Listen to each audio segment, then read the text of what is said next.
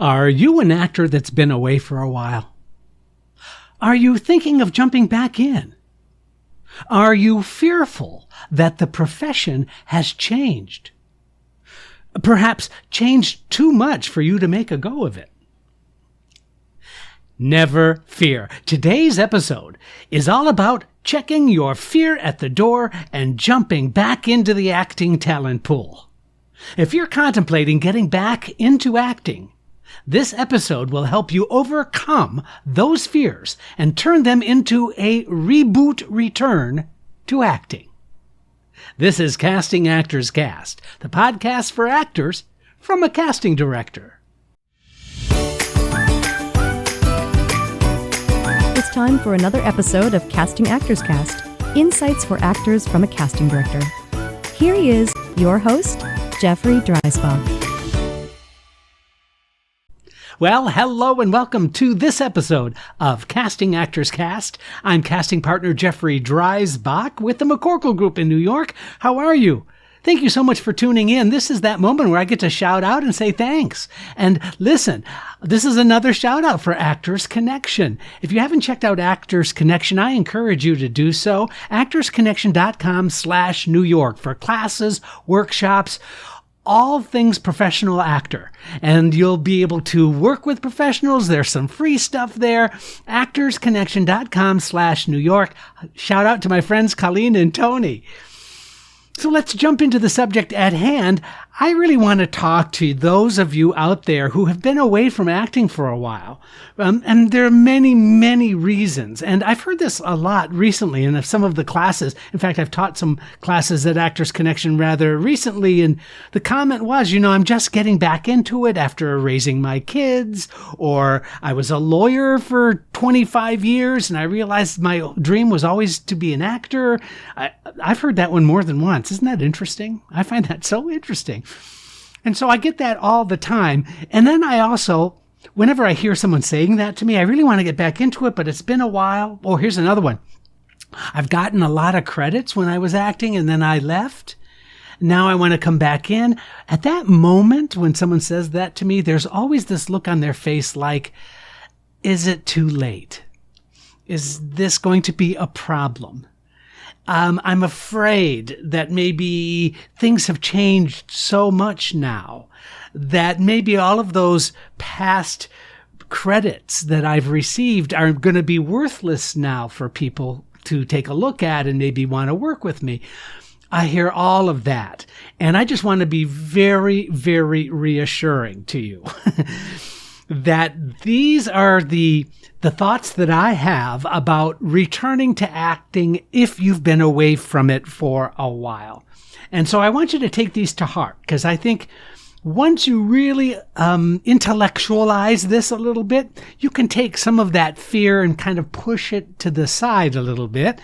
As I explain to you all of the areas that I think should be considered before you jump into that pool. But let me just tell you, I'm putting myself ahead of it, but I have an optimistic message. I have a positive message by the end of this. So I want you to be reassured. So that was sort of a spoiler alert. All right, let's take a look at some of these thoughts that I have about acting, or more importantly, coming back into acting after being away for a while. First, acting is an ageless profession. That's true. Characters are being written in film and in television and in plays. They're written for all ages, all demographics, races, backgrounds, you name it. So there is definitely a place for any actor at any age. I'm not kidding you. So just because you feel, I'm of a certain age and there are not that many roles written for me, hang on. Why are you starting from a defeatist point of view? Take a look at those amazing new scripts that are going on out there. If you've been binging anything for the past couple of years. You've seen really interesting stories being written by really interesting writers and really interesting characters. So please do not start off on a negative. Please open up to the fact that all kinds of roles are being written, and chances are there's going to be something for you in that arena. So think about that. All right, let's move on. My second point. Even though the logistics might be different, acting is still acting. Now, when I'm talking about logistics, yes, it's true. We're doing a lot of self-tape. In fact, almost all first-round auditions, whether it be theater, film, or television, most of those are through Actors Access, or most of those are for requests and self-tapes. In other words, I would write to an actor and say, here's the script, here's the scene, could you put it on a self-tape? Or I would do that through Actors Access or through Backstage.com.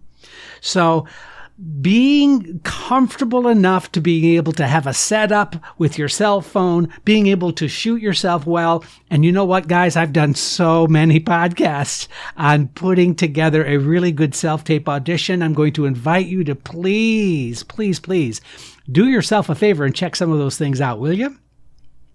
Because those are the logistical changes that are different. Now, what I am seeing is that callbacks are done in person more often now than not. So although first round auditions might be a Zoom audition or might be a self-tape, callbacks are oftentimes done in person. Something to think about, something to look forward to, I think. So no matter what, acting is still acting.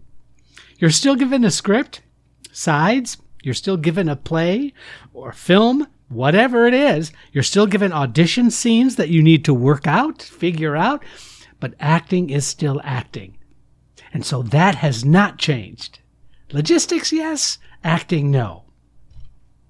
Third, here's the question I have for you. If you're thinking about getting back into the profession, if not now, when? Was that too harsh? I hope not. It's just simply a matter of having a plan. It's simply a matter of thinking it through. If I do this, what does that entail? Am I going to kind of freak out and try and figure it out? Am I going to take some action? Am I going to find out what are actors doing now to get auditions, representation, putting a self-tape together, picture and resume, all of those things that you know already. That really hasn't changed. Yeah, there have been some adjustments here and there, but nothing so far afield, so grand in scope that it's going to throw you or take you out of any kind of consideration. So think it through. If not now, when? All right, number 4, or this is my fourth explanation. I would like you to embrace confidence-building tasks for your new launch into the acting profession. So embrace confidence-building tasks simply means do those things that are going to help you feel more comfortable and more confident as you re-enter the profession. For example, classes. You know what? I don't care what anybody says. There's always a place for you to be in a class. I don't care where you are as an actor in your profession or in your career. Having an acting teacher, having a class that you can go to on a regular basis, constantly learning and staying fresh with what's going on is so valuable, is so important. Now, I know it costs some money to do that, but I also know it's an investment in you. So taking classes, taking workshops, getting into a performance group. There are many performance groups out there. Even there's regional theaters, there's community theaters, there's school programs. Any kind of a performance group is a good, positive step to think about joining up, jumping in. That's really going to help you, I think, feel much more confident and more secure. So when you do those confidence-building tasks, you're going to be more prepared and you're going to have the right frame of mind into entering the profession. All right, number 5, reevaluate your tools. Now that makes perfect common sense, doesn't it? Because if you have a picture and a resume and they're really, 10 years old and you want to re-enter the profession, then clearly you're going to need to freshen up those tools. Now, I get this question all the time. If my resume has past credits, but they're so old, they don't help much, here's what I want you to do. I want you to filter those credits. If there are roles that you could still be cast in, those are important credits. If there are people that you've worked with that are in the profession still, maybe they've made more of a name for themselves, and so working with that other professional, that's a good thing to have on your resume. The only thing to omit from your resume is something that ages you out of being cast in that now. But I don't want you to omit it. I want you to put it in another place on the resume. In other words, you could have a place underneath your current credits, and though they might not seem current, they're current because they're castable now. The way to do that is to simply say past roles. Name of the role, name of the production, the theater that you were at, the film that you did, who was the director, where was that project done? Those are all really helpful pieces of information. So retooling your resume just a little bit. By the way, I do not recommend you putting an explanation sentence or two. Having raised 4 kids and a family and a divorce, I'm now ready to start acting again. That's not that helpful to me. Frankly, what is helpful to me is for me to see that you know where you are at. And so you've done these roles, you've accomplished this amount of work. There's no reason whatsoever for you to apologize for that. Obviously, new pictures, you look differently, your sensibilities are different, so make sure that you take a look at what are the current trends for good pictures. Suffice it to say that anything posed in your headshot is not a good idea. Something that really gives me a sense of who you are, I know you've heard this word before, but gives me your essence, that's really, really a good thing. Perhaps there's a photo that kind of catches you in a way that puts you in a really good light where I get a lot of information about you from that picture. Now, here's an additional thing that I don't think a lot of actors think about when they come into the profession, your availability. What are the constraints in terms of entering the acting profession? You might have a part-time job or that you need to be kind of obligated to. And so that might limit some of those options out there. But you really need to take a look at what is your availability? What are the restrictions? Are you able to go out of town and do a regional theater project? Are you able to get cast in a feature film? That means you have to go out of town to be on location somewhere. Are you able to swing that? Logistics there are really important that you've worked out beforehand so they don't become something that takes you out of the running if you start getting nibbles, if you start getting closer to some of those projects. Something to keep in mind, I think. So let's move on to number 6. I would like you to consider, as you're coming back into the profession, I think you should have and create an official launch date for yourself. Make it an event. Let friends know. Let other professionals in the industry know. Anybody from your past that you might have worked with. Reaching out through social media or email or guess what? Even snail mail. Sending out a postcard saying back at it or back in the profession or jumping back in or however you want. Be clever, have some fun with it.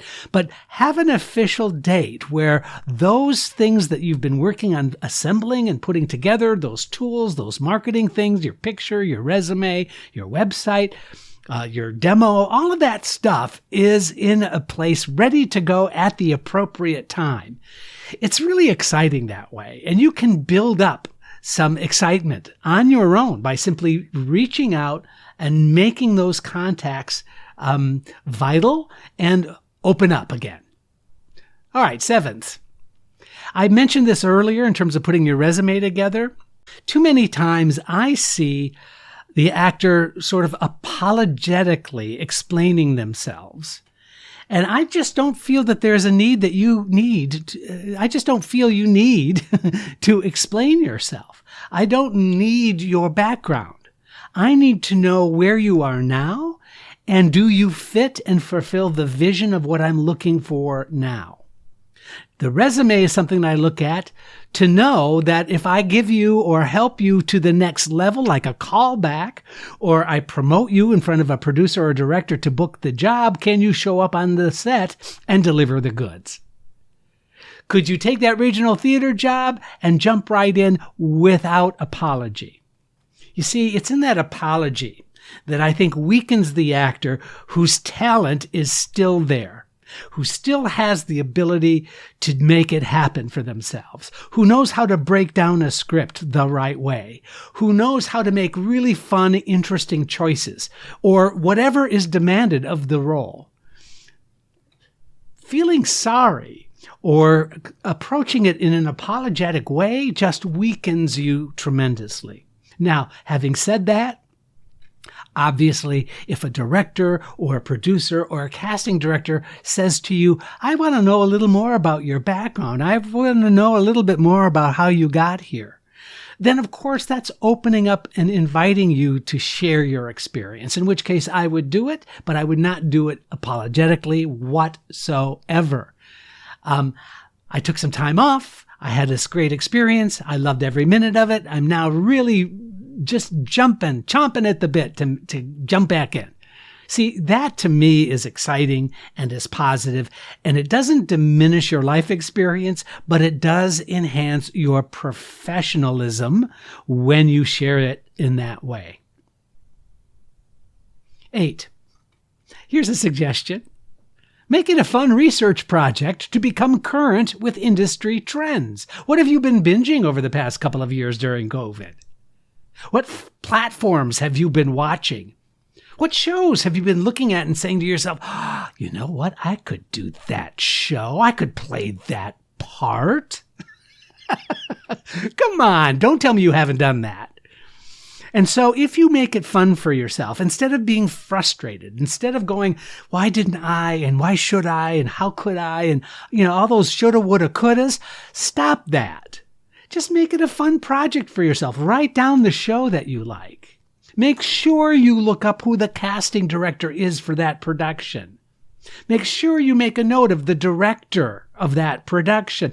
In other words, once you can have fun, treat it like a research project. It's going to slowly start shifting your way of thinking and start helping you to feel much more like you are a peer and a professional and one who is deserving of some of those projects that are out there. So simply making it a fun research project to become current with industry trends puts you in a much more confident and comfortable position. Number 9. This is important, I think, but it's valuable for you, in my view, to move at a steady pace and do not rush it.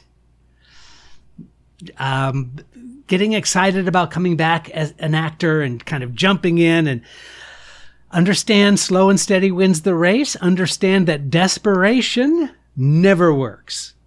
The person who's prepared, the person who's put it together, the person who's laid out a plan and starts to execute that plan in a methodical, non-emotional way is always the person that's going to find reward. And let me just sneak this in there. Reward happens sooner rather than later. It really does. So the right headspace could make the difference between frustration and exhilaration. Number 10. This is my last statement that I want to make about all of these. This is the 10 statements that I was thinking about for those actors who are interested in getting back into it if they've been away for a while. Number 10, I want you to stay excited. You probably got excited about wanting to be an actor some time ago. That would be my guess. That certainly was my experience. What made you want to be an actor in the first place? If you're coming back into the profession, I want you to get back in touch with what that was. Connect to that energy and that excitement. Let that be a motivating reason for you to be here now. Make sense? So the short way to say it is just simply stay excited, because there's a lot out there for you if you can embrace some of these concepts, I think. So if you can imagine a world in which there are opportunities that are out there for you, and you can embrace those opportunities because you've planned and you've prepared, you're going to be in great shape. If you can manage expectations and follow these suggestions I've made, then there is no reason why the transition back into acting can't be exciting and rewarding. It is only when we allow ourselves to become disillusioned or, here's a good word, squeamish, we then allow defeat to creep in. Find out what works best for you and then jump in, okay? The water's fine. I'm Jeffrey Dreisbach. This has been Casting Actors Cast. Thank you for joining Casting Actors Cast. Please don't forget to review, like, and share Casting Actors Cast wherever you get your podcast videos. Thanks! I'm Megan Grace Martinez.